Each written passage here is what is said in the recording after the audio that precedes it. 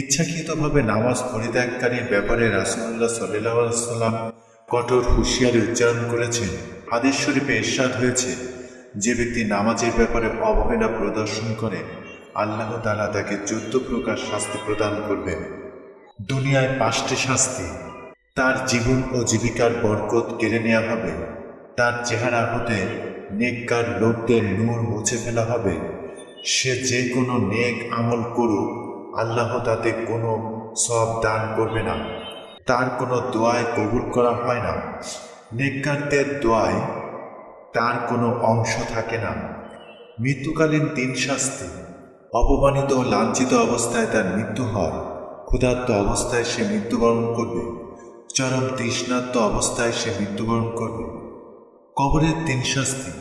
তার কবর এত সংকীর্ণ করা হবে যে তার এক পাঁজরের হাড় অন্য পাঁজরের মধ্যে ঢুকে যাবে। তার কবরে আগুন জ্বালানো হয়, সে আগুনের শিখার উপর 3 রাত উলট পালট অবস্থায় দগ্ধ হতে থাকবে। তার কবরে একটি ভয়ঙ্কর বিষধর সাপ নিয়োগ করা হবে, যার চোখ দুটি আগুনের এবং নখরগুলো লোহার মতো শক্ত কিছু দ্বারা তৈরি হবে। সাপটি বজ্রের ন্যায় আওয়াজ দেবে এবং মৃত ব্যক্তিকে 24 ঘন্টা রাত দিন কিয়ামত পর্যন্ত দংশন করতে থাকবে।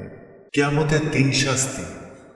অত্যন্ত কড়াকড়িভাবে বেনামাজির হিসাব নেওয়া হবে, তাকে কঠিন থেকে কঠিনতর শাস্তি দেওয়া হবে, অত্যন্ত অপমানের সঙ্গে তাকে জাহান্নামে নিক্ষেপ করা হবে।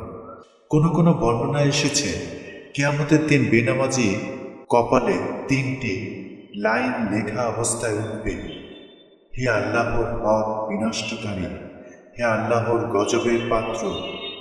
দুনিয়াতে তুমি যেভাবে আল্লাহর হক নষ্ট করেছ, সেরূপ আজ তুমি আল্লাহর রহমত হতে বঞ্চিত।